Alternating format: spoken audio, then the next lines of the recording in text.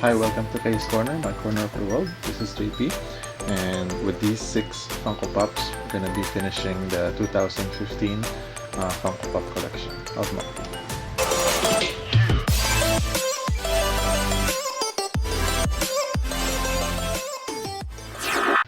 Okay, so yun nga, 6 ang Funko Pops na nakuha natin noong December to finish up 2015. So dahil 6 sila, we'll go ahead and start immediately para medyo maiksi lang yung video kasi kalalabasan mahaba. So we will unbox them and then share them sa rotator, sa other camera. So thank you. Let's go! Okay, so we'll start unboxing them using this, of course. So we'll start with FP036, which is Vision. Nakuha natin to from Christmas party. Ito yung na-request kong gift. Actually, tatlong Funko Pop yung na-request ko. So, ito yung nabili niya. So, Vision.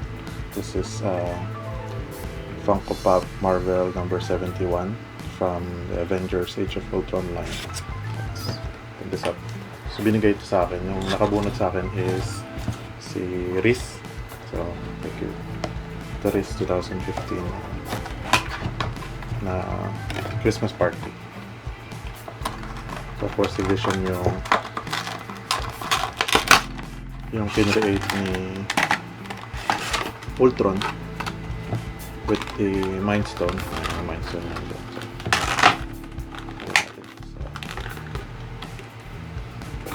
So, rotator.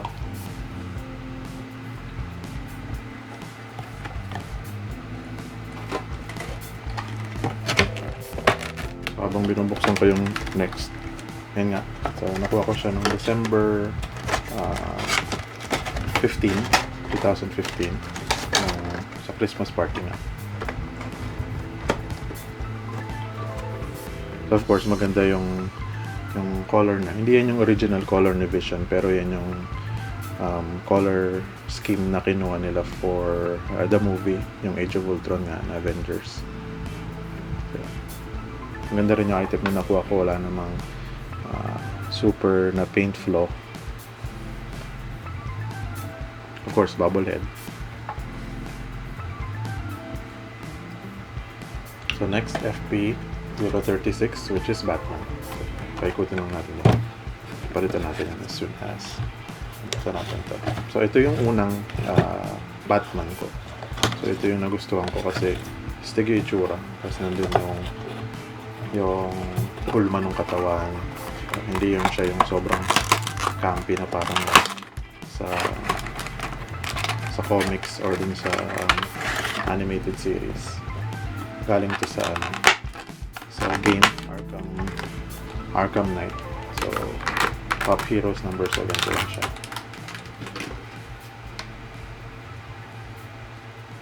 Tignan natin.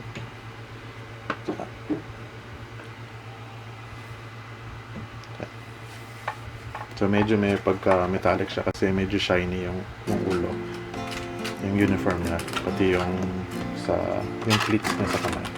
You'll also notice yung cape niya, medyo nakasayad sa lupa, sa sahig.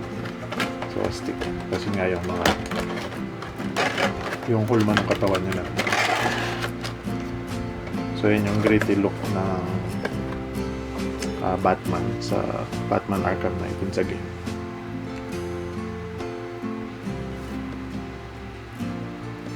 Also, a little bit of trivia.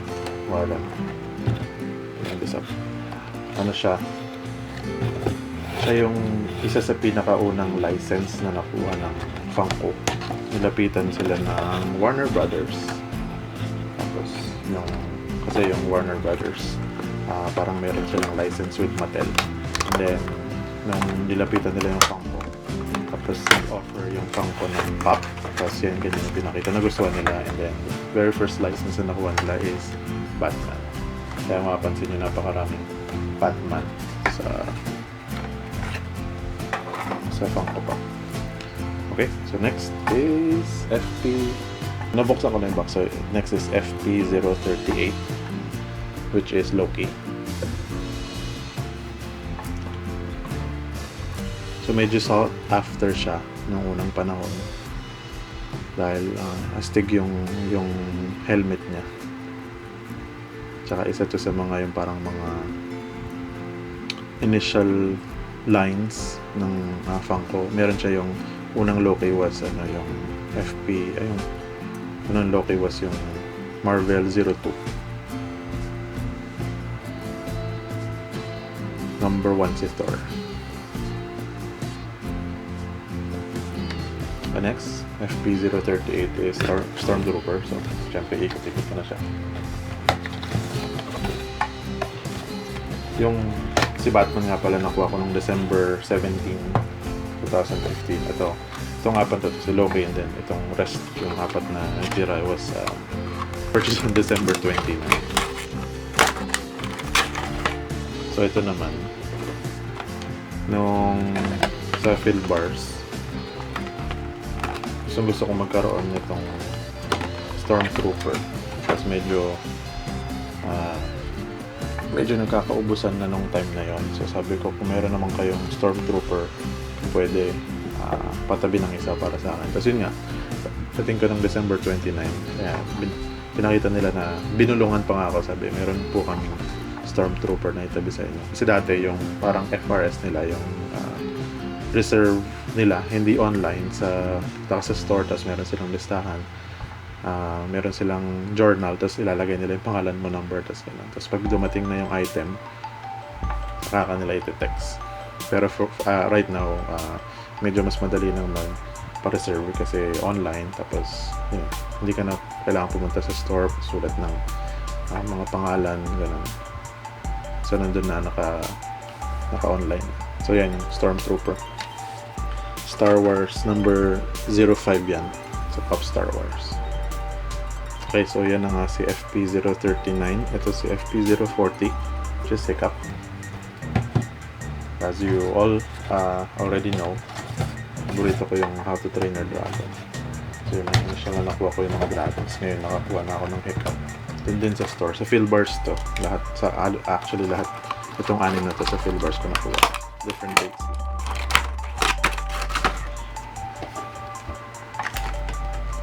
Itong si Hiccup merong stand. Kabit na muna natin.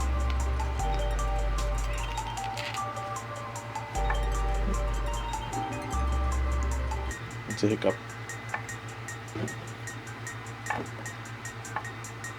So, nasa siya, line ng Pop Movies, number 95. Sa How to Train Your Dragon 2. Wala silang ginawa ng How to Train Your Dragon ng una. Yung sa part 2 na sila nag-start. Tapos sa series niya, 4 na dragons, wala si Scrum, tapos 2 tao, siya nga, si Hiccup tsaka si Astrid. Okay, last but not the least for the year, si Yellow Jacket. If I could remember, si Yellow Jacket nakuha ko to for free kasi yung napuno ko yung 15 stamps nun. Ito naman sa movies din to. Hirap kang ganyan na sa Marvel. Pero sa Marvel kasi anything Marvel is under yung Marvel line. Hindi siya tulad nito na sa movie. Sa movie siya lumalabas. So this is FP041. May astig yan. Kasi nga yung sa pagka-yellow and then yung black niya. Tapos yung mga parang mga legs niya sa likod. So Yellow Jacket is somewhat parang sa family ng wasps. So sa movie, siya talaga yung counterpart ni Ant-Man, na pareha sila ng capabilities, yung lumiliit, yung malaki lumiliit. Pero dun sa movie, syempre, yung paglaki sa ibang movie na pinakilala. Pero yung si Yellow Jacket is yung para sa yung paliit lang sa Ant-Man, tapos si Yellow Jacket. So that's FP041. So yan yung nakuha ko nung December 2015. Okay, so that ito yung 6 na nakuha ko. So let's switch to the other camera. Okay, nakikita niyo pa ba ako? So, recap lang. So, this is Vision, FP036. This is Batman for Arkham Knight, FP037. Si Loki, FP038. FP039, Stormtrooper, Star Wars. Si Hiccup, FP040. And last for 2015, Yellow Jacket, FP041. So, got 41 for 2015. That's all for this episode 42. But before I let you go, of course, today's advice. And today's advice, years wrinkle the skin, but to give up enthusiasm wrinkles the soul. So, sinasabi lang sa saying na to na walang actually tumatanda for living a number of years. So, yung itsura mo lang yung tumatanda. Pero yung ideals mo, yung heart mo, as long as you have those, you will still feel young. Pero giving it up, enthusiasm, giving up your ideals, giving up your dreams, yun ang magpapatanda all throughout sa katauhan mo. So, kumbaga face value lang yung pagtanda mo. And then if you still feel young at heart, feel young at soul, that wouldn't wrinkle your personality or your outlook in life. Alright, so yun lang. I'll leave you at that. Thank you very much for watching. Like, comment, and subscribe. Do whatever makes you happy, as long as you don't step on other people's happiness. Thank you very much for watching, and have a wonderful day. And wala na tayong end credits. We'll proceed with Funko Popping yung 41 Funko Pops I got for 2015. So that's gonna be on the next video, episode 42.